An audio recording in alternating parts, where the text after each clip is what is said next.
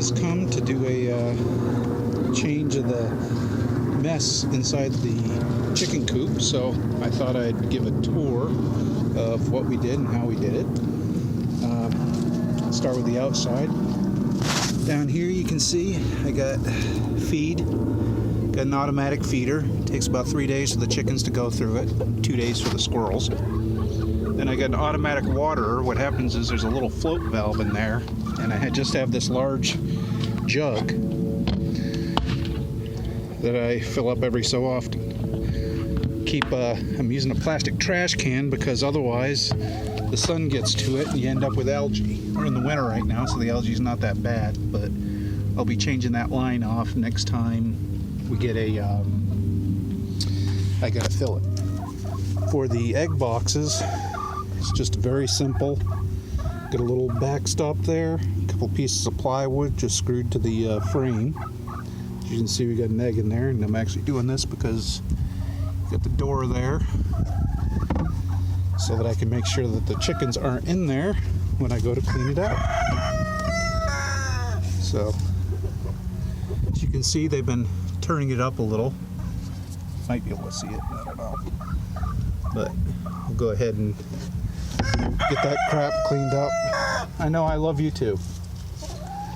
And as far as the design goes, just a very simple tilt roof style, no rafters or whatnot. Have air on this side that's closed because it's winter right now. But if you look up underneath the eaves on both ends, it's open all the way through to the other side. This side I have it open right now, but it just closes up. That way if we got bad weather or it's cold, we can secure it. This wall is all screwed in just so that in the event that I have to get in there with something bigger, I can by taking the wall off.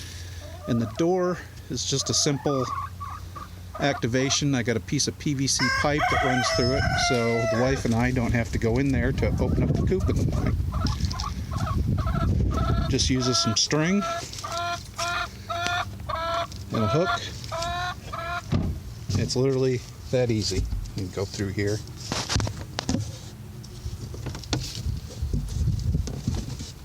So when I pull the string, just opens the door, and then I put it around a screw I got here. So very simple, yet very effective. Door closes. We had one predator try to get in one time, but didn't succeed. Pulled the string through, which made it a pain in the butt. As far as getting in and cleaning the coop, I just turn this, this whole end opens up,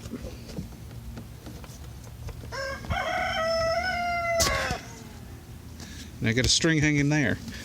So, as you can see, the top bedding is a lot worse than the bottom, so we're going to go ahead and change it out. I have flipped it a couple times now, and the chickens have done a pretty good job of flipping it too.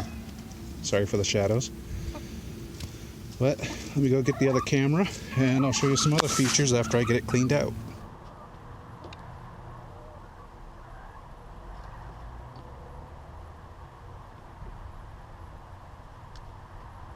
The egg box, cleaning out the egg boxes is fairly simple. I'll just pull this egg out and put it over here with the other one for now. I use straw in here, so just reach in, kick it all back out into the main part. You see one of the functions right there. In the bottom, I got this whole thing lined with linoleum. So when you get hard stuff like that, you can just, for the most part, knock it right out. So just take the whole thing, throw it into the main part. Sorry, doing this one-handed.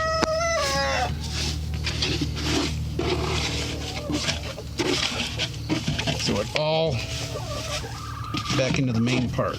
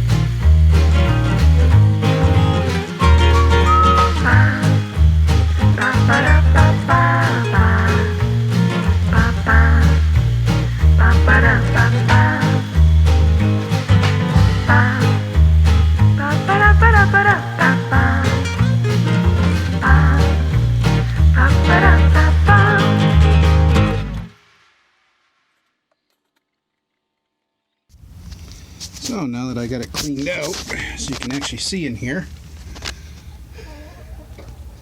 see the white tube back there, although it looks like some of the chickens have been using that as a roost. It's actually where the line goes through to open the door, which is there in that corner.